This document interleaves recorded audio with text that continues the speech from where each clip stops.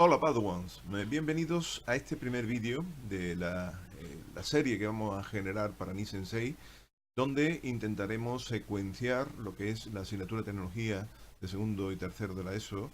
Y en este primer vídeo, como es lógico y normal, es un vídeo introductorio donde vamos a intentar explicar la diferencia entre ciencia y tecnología y que tengamos claro qué es realmente la tecnología.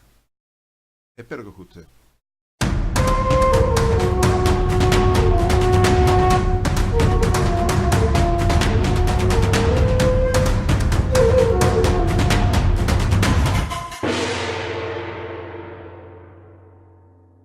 Bien, vamos allá. Normalmente asociamos la tecnología a esos elementos complejos como pueden ser los microprocesadores, los adelantos médicos, la robótica, los motores. Pero, ¿qué es realmente la tecnología? Bien, normalmente la tecnología es la solución, la búsqueda de soluciones a problemas o necesidades que tiene un humano. ¿Qué puede ser algo tecnológico? Bien, pues si detectamos algún tipo de problema o necesidad, lo que tenemos que hacer es cambiar la realidad para, con un objeto o con un procedimiento. Ya veremos que también los procedimientos son, digamos, creaciones o productos tecnológicos, un procedimiento que permita solucionar ese problema. Por ejemplo, necesitamos clavar una puntilla. Bien, pues tendremos que fabricar algún tipo de eh, herramienta, y esa herramienta es el martillo, para poder cómodamente desarrollar esa tarea. Una técnica también es un procedimiento a seguir para obtener un resultado. Es decir, no solamente un objeto puede ser un objeto tecnológico, sino también una tarea, unos pasos a seguir, también es una creación tecnológica. Yo creo que el ejemplo más claro es una receta de cocina. Tenemos que hacer una comida y esa comida pues nos dan una lista con una serie de pasos. Siguiendo esos pasos conseguiremos nuestro objetivo, que es hacer la comida que nos gusta y que nos va a alimentar. Luego, realmente la tecnología lo que persigue es transformar el mundo en mayor o menor medida. Pretende mejorar la realidad fundamentalmente. Así, ¿cuándo nace la tecnología? Pues la tecnología nace precisamente cuando observamos una necesidad del humano y esa necesidad a cubrir, lo que hacemos es cambiar la realidad mediante un objeto o mediante un procedimiento. El resultado final es un objeto o una técnica en tecnología. Vamos a ver ahora la diferencia con la ciencia. La ciencia, sin embargo, es el estudio, investigación e interpretación de los fenómenos naturales.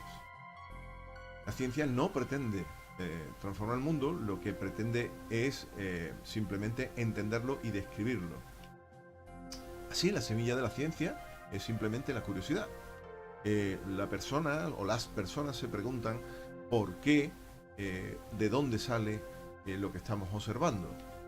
Finalmente, el resultado de la ciencia es una teoría o un documento descriptivo, no es un aparato. Muchas veces asociamos que los científicos son los que crean los aparatos. Sí, lo hacen, pero cuando están haciendo eso, están realmente realizando un proceso tecnológico. A ver, pregunta. ¿Los médicos son técnicos o científicos? ¿Alguien conoce ese símbolo? Si miráis en las farmacias, pues probablemente lo encontraréis. Este es Esculapio, dios griego de la curación. A ver, ¿los médicos son científicos o técnicos? Os dejo un tiempecito.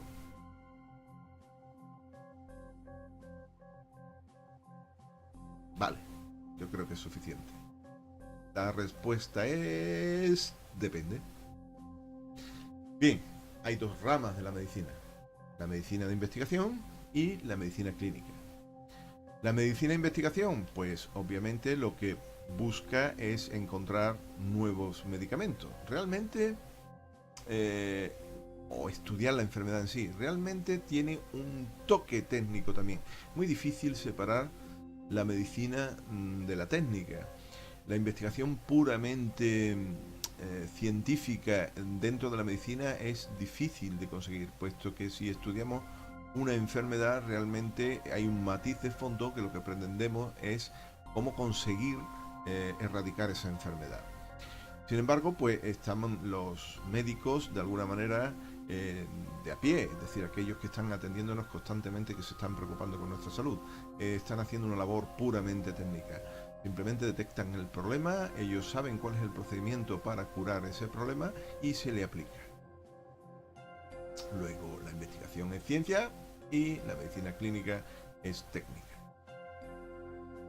Bien, aquí tenemos una imagen de algo así como en el Neolítico, donde vemos cómo la sociedad se desenvolvía con las distintas tareas que tenía que realizar.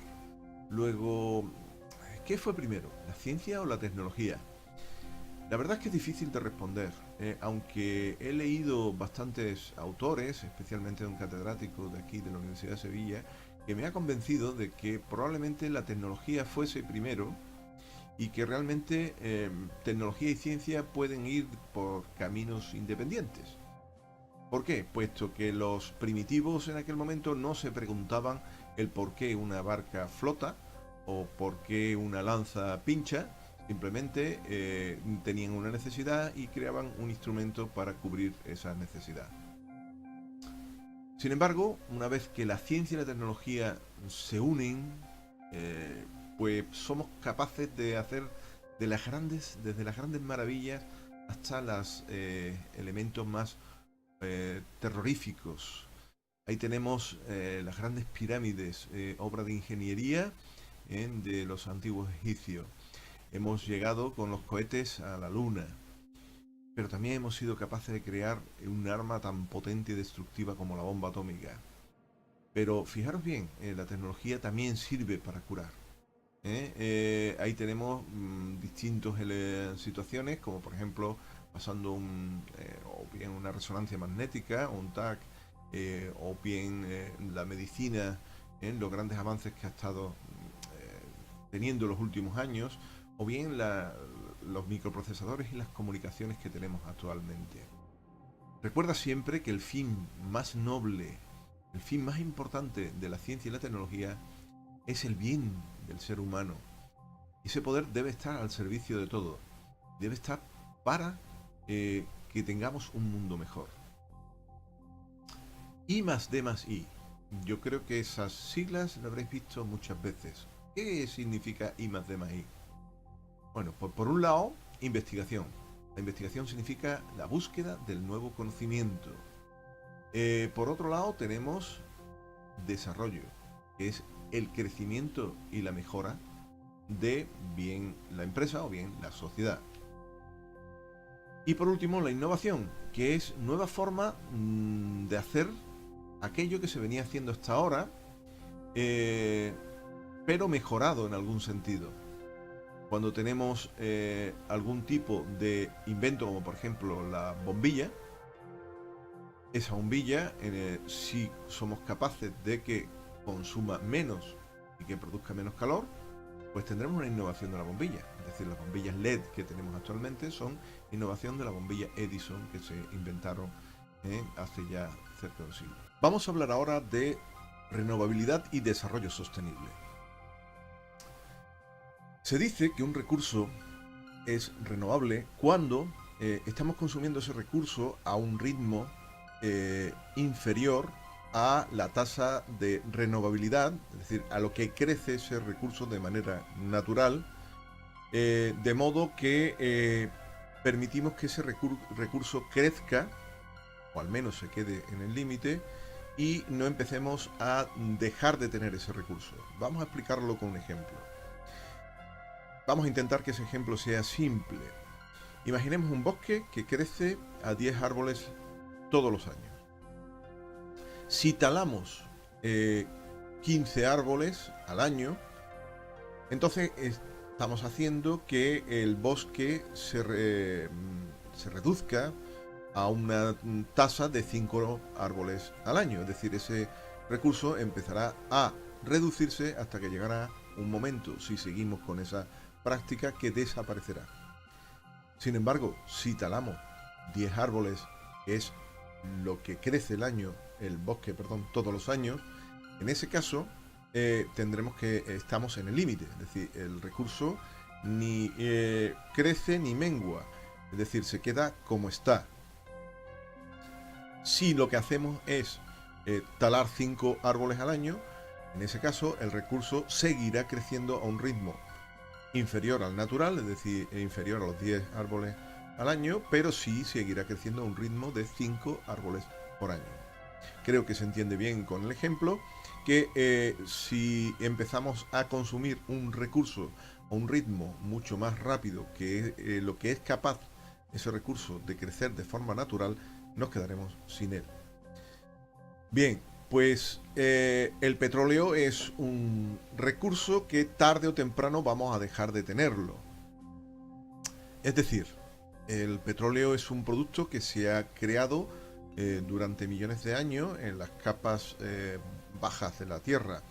Es decir, se supone que eran animales microscópicos o muy pequeñitos que quedaron sepultados y a lo largo de los milenios, digamos, su material empezó a descomponerse hasta producir lo que es esta sustancia negra cargada de energía que llamamos petróleo.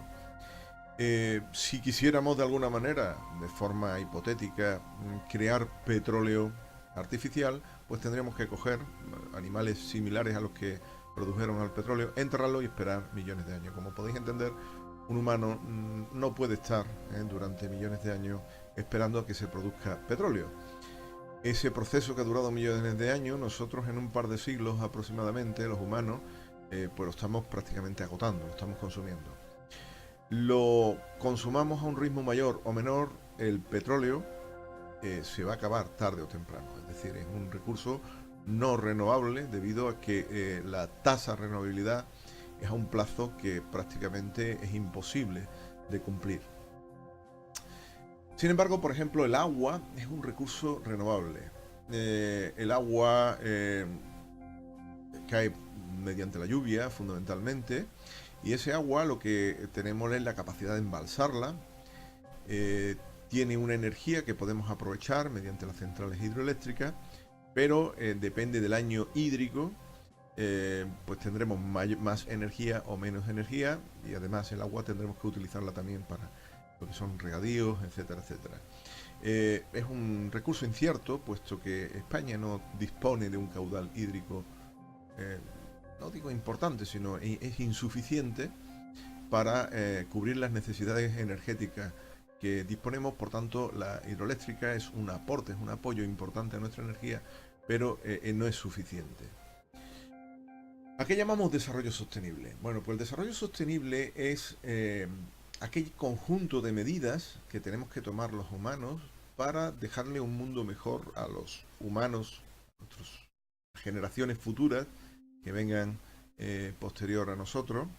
Y esas medidas son las que van a garantizar que le vamos a dejar un mundo por lo menos soportable. Estamos talando montones de bosque y, como ponía el ejemplo anterior de que estamos por encima de lo que es la tasa de renovabilidad del bosque, estamos agotando los recursos de madera del mundo. Si seguimos en este plan, no vamos a dejar árboles, no vamos a dejar capacidad para nuestros hijos y nuestros nietos. Por tanto, hay que tomar medidas para solucionar ese problema.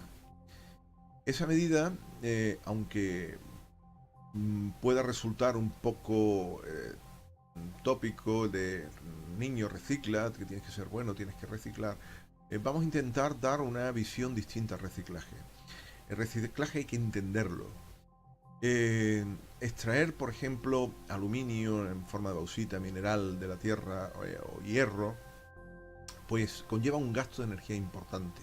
Tenemos que llevar máquinas excavadoras que consumen petróleo, extraer el material de la tierra, luego tenemos que separarlo en altos hornos, ese material, digamos, nos quedamos con la parte que no es útil de lo que es el mineral, y posteriormente se confecciona pues todo tipo de productos a partir de esa parte útil.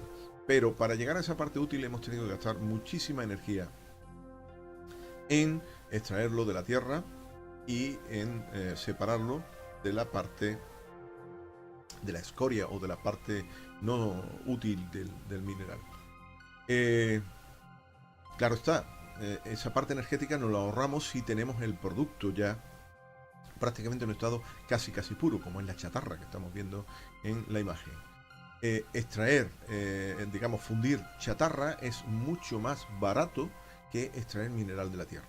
Es más, el mineral es algo que estaba en la superficie de la corteza terrestre y que si seguimos extrayéndolo, va a llegar un momento en que no podamos extraer más mineral de la tierra. Bueno, y ahora la pregunta que me hacéis los alumnos, una pregunta maldita completamente, y es, ¿y esto para qué sirve? ¿De verdad me preguntas para qué sirve? ¿O me quieres trolear?